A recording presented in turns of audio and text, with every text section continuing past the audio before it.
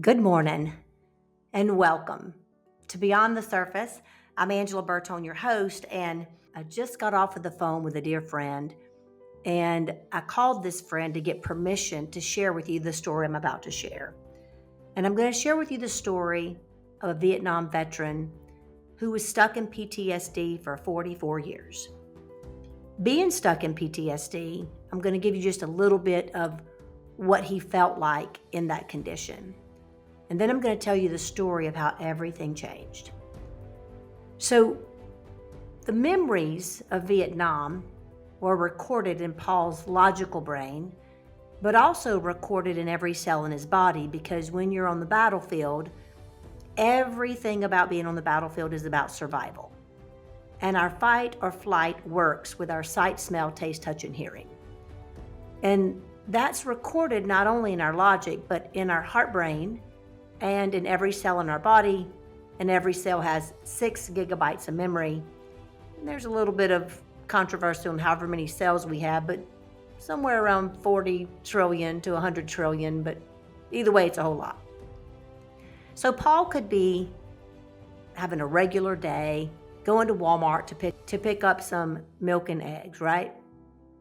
And all of a sudden, the clouds begin to roll in as he's walking into the store, leaving his truck, and he hears a helicopter overhead.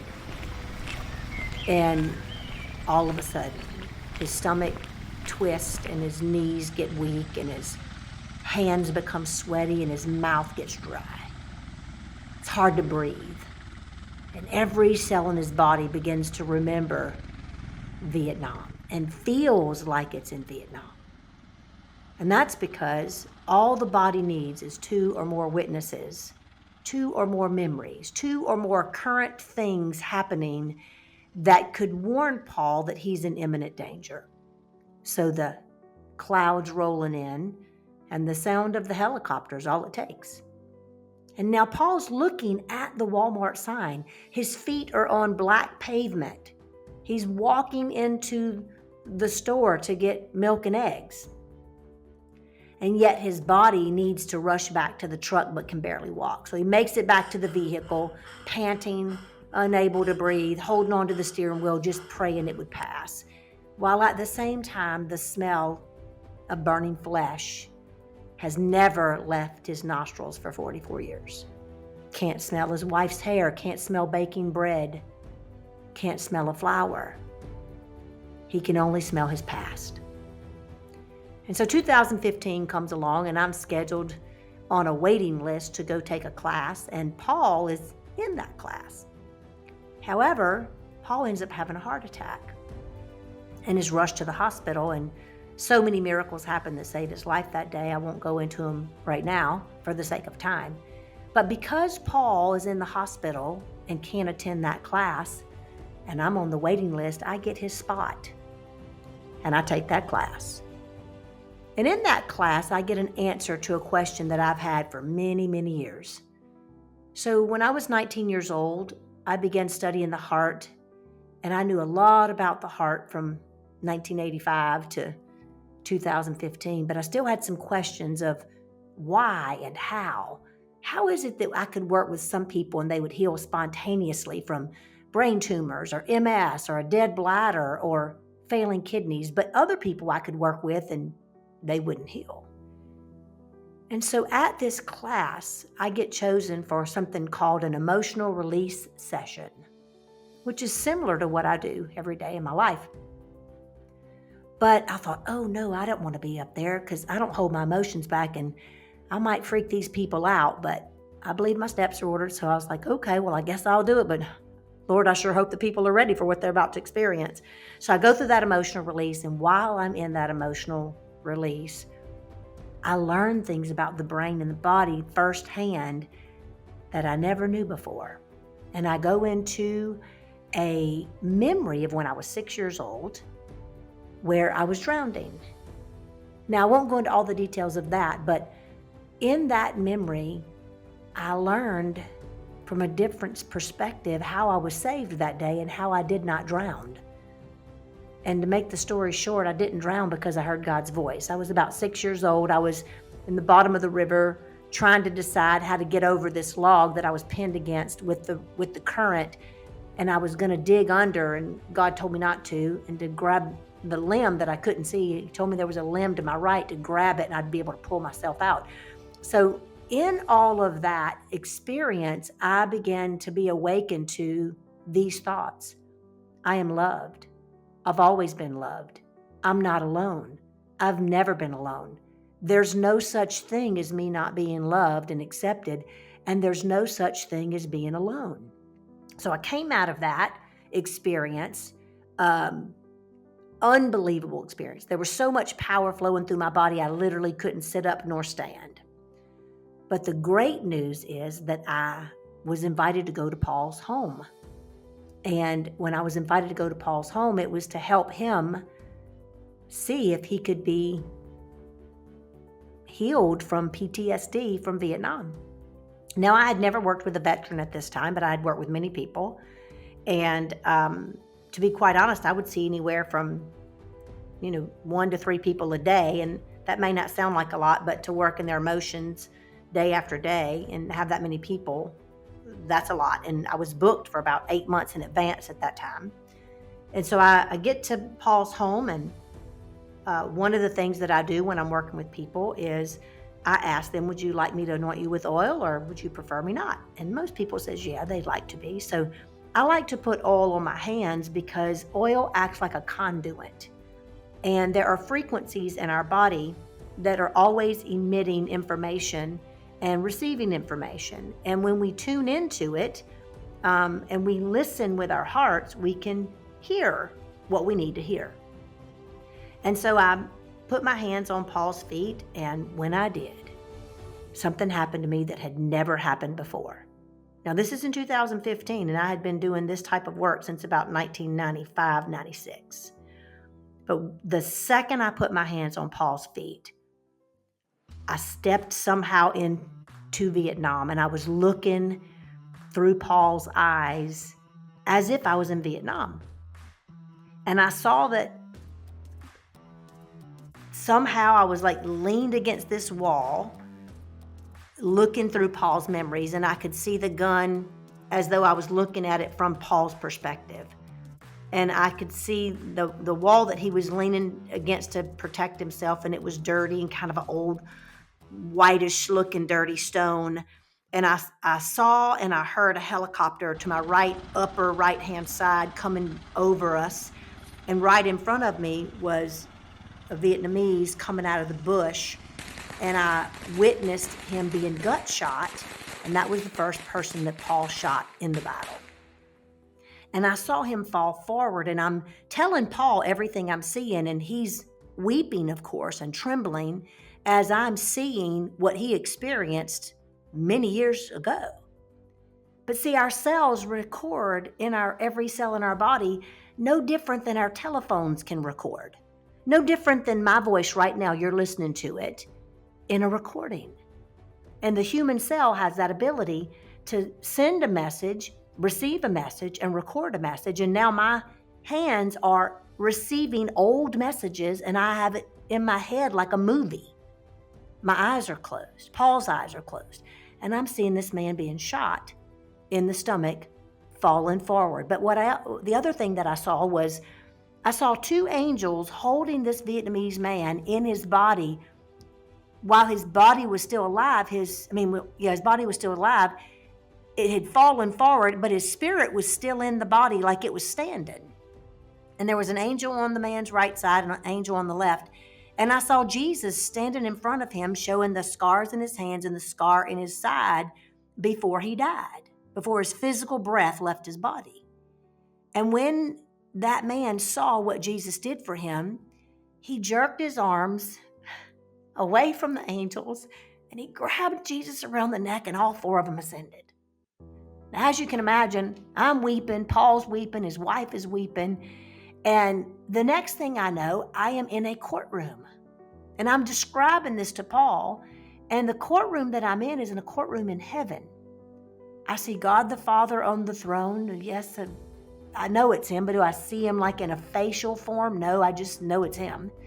And I see Jesus as Paul's advocate, as his attorney, I see Paul sitting there as the one on trial, and in the jury box are all the men that he killed on the battlefield.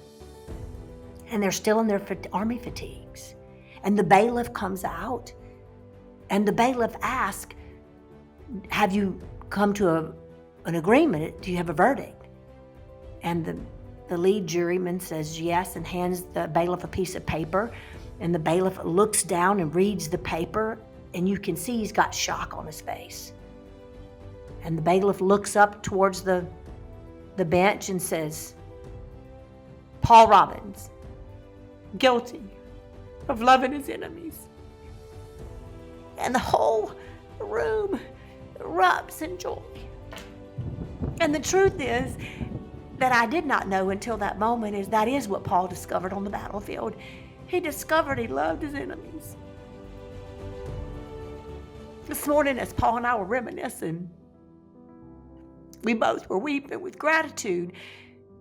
And I told him that the way that I wanted to tell the story this time, because I've had his permission for years to tell the story, but I wanted to tell it different. I wanted to tell it in a way that you possibly could experience just a little bit of what Paul and I experienced that day. To know that the courtroom of heaven rejoiced because Paul was guilty of loving his enemies on the battlefield. And it took war to show him that. And right now there's wars around the earth, and we're praying that Russia and Ukraine would find peace. And we just signed for peace in the Middle East. And yes, there's still trouble going on, but we're imagining it is already done, that we would have peace in our globe, in our backyards, in our front yards, and all over, because one dying is too many. And so after that moment in this courtroom, all of a sudden we're thrust down into the battlefield.